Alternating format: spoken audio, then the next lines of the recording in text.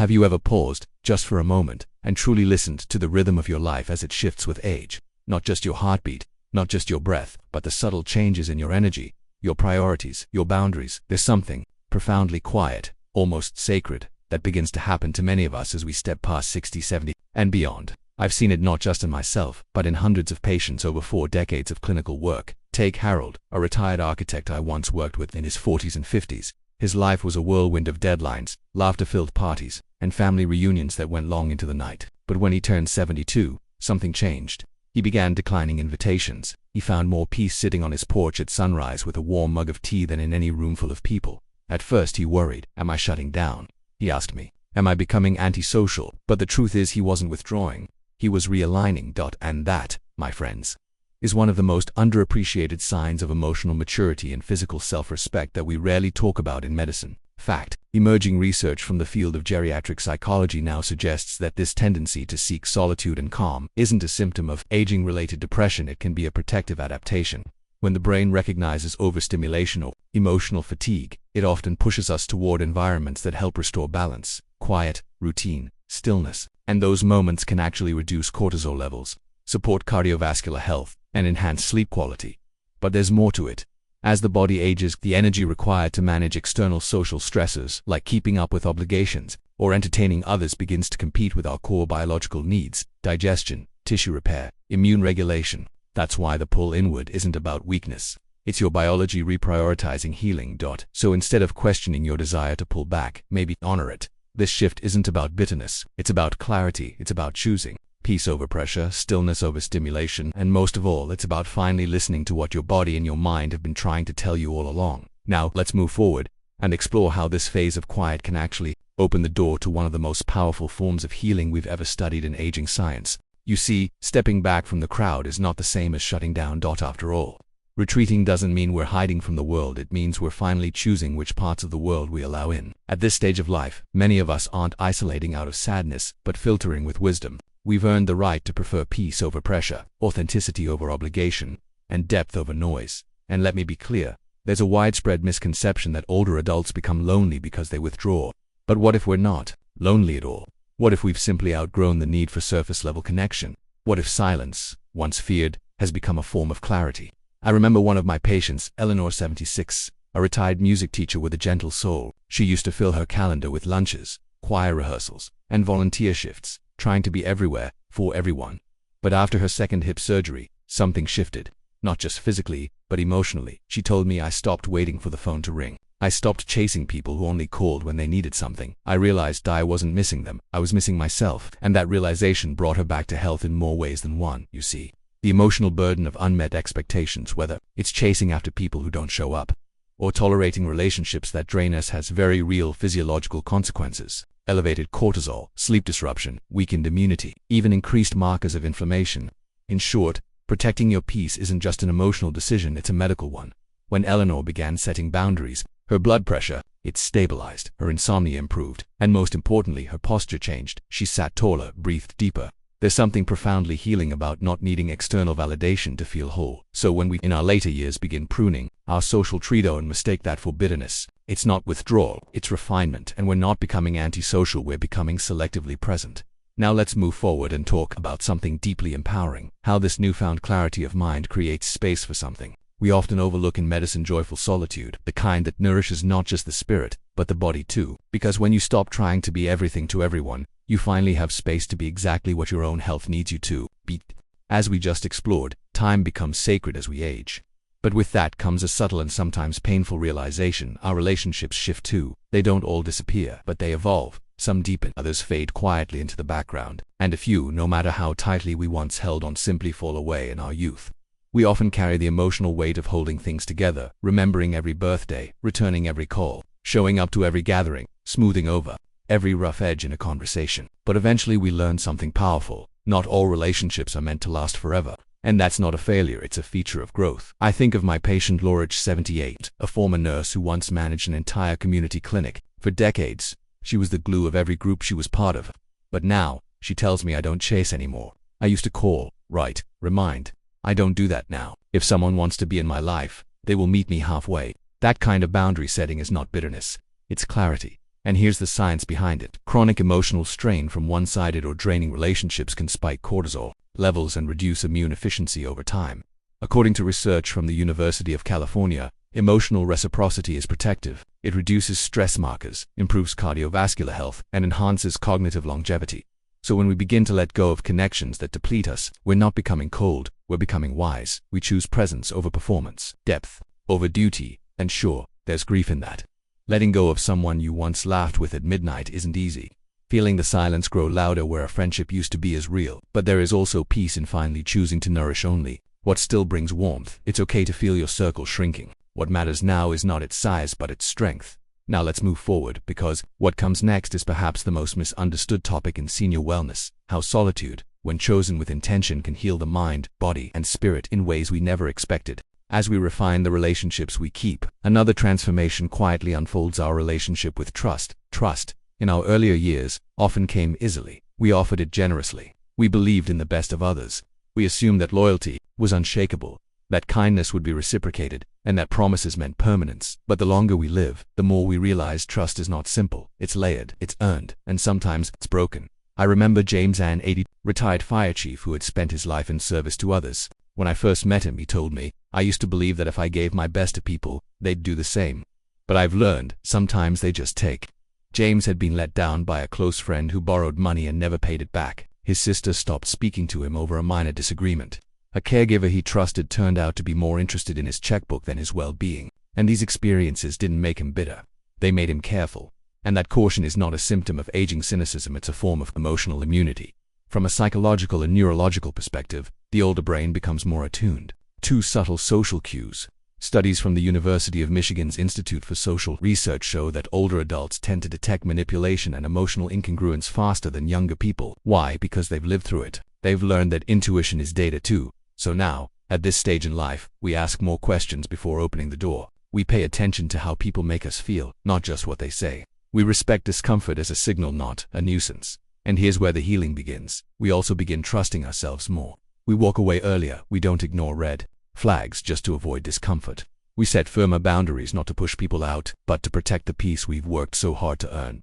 Yes, the circle may shrink, but what remains is real, and that clarity, that self-protection, is not a wall, it's a filter. One that lets in only what honors our energy, our safety, and our spirit.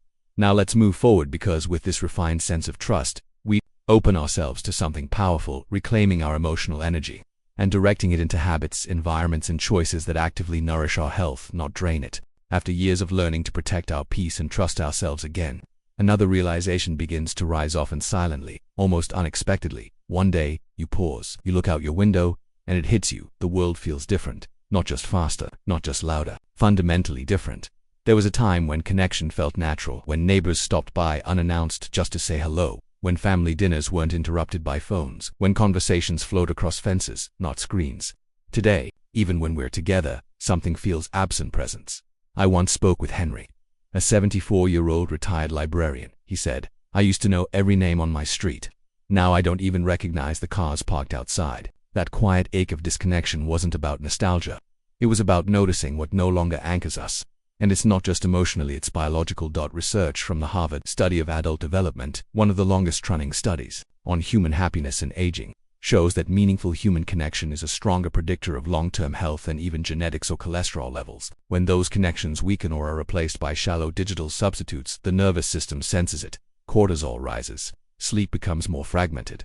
Emotional fatigue sets in. And so, many of us pull back, not because we're clinging to the past, but because we remember something precious that the modern world seems to be forgetting. Presence matters. We begin to seek slowness. We treasure eye contact. We crave quiet without interruption. Not because we are old-fashioned, but because our minds and bodies function better in stillness. That's not regression, that's wisdom. So how do we protect this awareness? We protect this awareness. We turn off the phone during meals.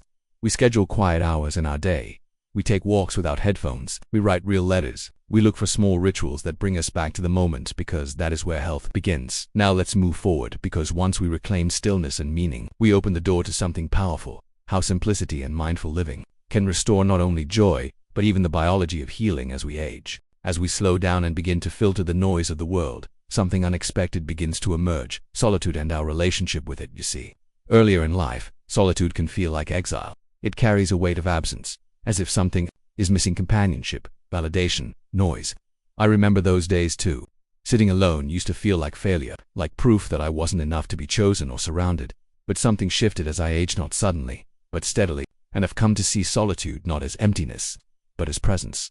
Let me share with you a story of Grace, an 80-year-old retired violinist I worked with in a wellness program for aging musicians. She once told me, "I spent decades performing for crowds, always being on. Now, I wake up, make my tea, and listen to the birds without saying a word. And in those moments, I finally hear myself." Solitude gives us something we often lose in the rush of life: access to our inner voice. It calms our nervous system. It lowers our blood pressure. According to research from the National Institute on Aging, intentional solitude, when chosen rather than forced, supports emotional regulation, immune strength, and even enhances memory retention in older adults. In solitude, we no longer chase stimulation. We sit with ourselves, not to escape, but to return. The cup of tea becomes a ritual. The breeze through the trees becomes a companion. The silence is no longer a void, but a mirror, reflecting all we've been and all we still are. And this isn't about withdrawing from people out of bitterness. It's about finally choosing presence with self over performance for others. So how do we protect this sacred space? Simple steps help. Begin with 15 minutes each day without digital interruption. Journal, or just breathe. Take walks alone without filling the silence. Let the mind wander. Let the body rest without agenda. These quiet acts, repeated over time, nurture not just the soul but also the biology of healing. Now let's move forward, because what solitude reveals often leads us to one final, powerful discovery: how embracing our true pace in life can help us age not just longer but deeper, with grace, clarity, and inner strength. After learning to sit in solitude, truly sit with ourselves, we begin to see something even more clearly. Not everyone deserves access to our peace. At this stage in life, stepping back from people is not about resentment. It's not bitterness. It's about preservation. After decades of saying yes, of compromising, of giving explanations that were never really heard, I've come to understand something simple but powerful. Not every connection is meant to be kept. I used to believe that saying yes to everyone made me kind, that giving endlessly, forgiving automatically, and staying silent for the sake of harmony made me strong. But kindness without boundaries leads to depletion. And silence, when it's used to protect someone else's comfort over your own truth, becomes self-erasure. I think of Anthony, a 76-year-old retired teacher I once mentored through a senior wellness program. He said, "I spent years tolerating toxic people just to keep the peace. Then I realized I was the only one losing sleep."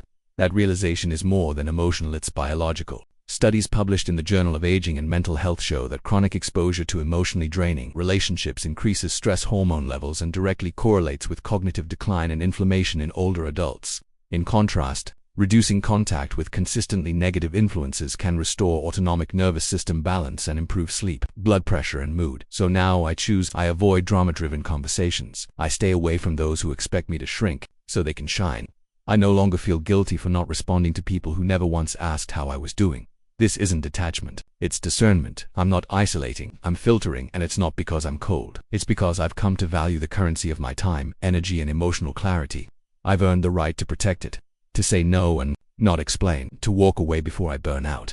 If that resonates with you, you are not alone. You've likely reached a point where pulling back feels less like giving up and more like self-respect. Now let's move forward, because when we start living with this level of intentionality, we open up space not only for peace, but for growth, creativity, and joy that had long been buried under the weight of people-pleasing. After years of choosing peace over pressure and solitude over noise, a quiet shift begins to settle in, and it often arrives without warning. You don't announce it, you just start stepping back. Have you ever noticed this gentle withdrawal in yourself? A fading desire to be in every room, to respond to every call, to keep up with every conversation or gathering. I think of Margaret, a 79-year-old retired social worker I met during a mindfulness retreat for aging adults. She said something that still stays with me. "I used to feel guilty for not answering the phone. Now I feel grateful that I no longer flinch when it rings." That's the transformation we're talking about. In our earlier years, many of us felt an almost invisible pressure to please, to be reliable, agreeable, available. We said yes to invitations we didn't want, smiled through conversations that left us hollow, and confused approval with connection. But as we age, we begin to understand presence is not the same as performance. We no longer apologize for needing space, or no longer explain why we left the room or left the relationship. And science supports this kind of quiet recalibration. Studies from the American Journal of Geriatric Psychiatry show that older adults who simplify their social commitments and focus on emotionally meaningful relationships report lower stress levels, improved heart rate variability, and stronger Immune response. This shift isn't about sadness, it's about choosing what feels aligned. It can feel disorienting at first, like you're shedding an old self. But what's really happening is this: you're stepping into the self you were always meant to be. Now that the noise has faded, so if you find yourself quietly saying no, skipping the loud party, letting the phone ring, you're not losing touch, you're finding yourself. And you're not alone. More people are walking this silent path than you may ever realize. Now let's move forward and explore how this inner alignment doesn't just change your mood or mindset. It can literally change how your body heals, how your mind rests, and how long and well you live. After walking quietly through the transformations we've talked about: trust, boundaries, solitude, and slowing down, you may begin to notice something unexpected: peace. Not just the absence of noise or demands, but a peace that rises within you, and that peace signals something powerful. You're entering a new chapter at this stage. Whether you're 70, 75, or simply feeling the shift, you stop running. You stop trying to meet expectations that were never really yours to begin with. You stop striving to prove your worth to people who never saw it clearly. Instead, you begin to live on your own terms. I remember William, a former engineer in his early 80s, he said, "For the first time in my life, I'm not planning anything. I'm just living, and it feels like breathing again." That kind of presence isn't passive, it's liberating. You start to notice the sunlight on your hands during morning tea, the rhythm of your steps during a walk, the deep joy in a quiet moment of shared silence. And science supports this kind of presence. A study from UCLA's Center for Aging Research found that mindfulness-based aging practices not only lower cortisol but also enhance immune markers and cognitive function. Stillness, far from being stagnation, is restoration. You stop saying yes because you feel guilty. You stop rushing to reply, rushing to go, rushing to please. You realize slowing down isn't giving up, it's waking up, and what the world may call pulling back, you now recognize as living more deliberately. This chapter of life is not a slow fade, it's a refined focus. It's not an ending, it's a powerful beginning. A beginning where you stop measuring success in calendars or social obligations and start measuring it in breath, in calm, in connection to your truest self. And maybe for the first time, you don't regret the detours, you thank them. Every mistake, every stretch of pain, every high and low brought you here. And here, finally, there's enough NSEs. So if you feel yourself softening, slowing, choosing, quiet, no, this isn't weakness, it's wisdom. You are exactly where you are meant to be. Now let's move forward, because in this chapter of peace, there's more to uncover. How embracing joy, even in simplicity, can unlock healing at every level: physical, emotional, and spiritual.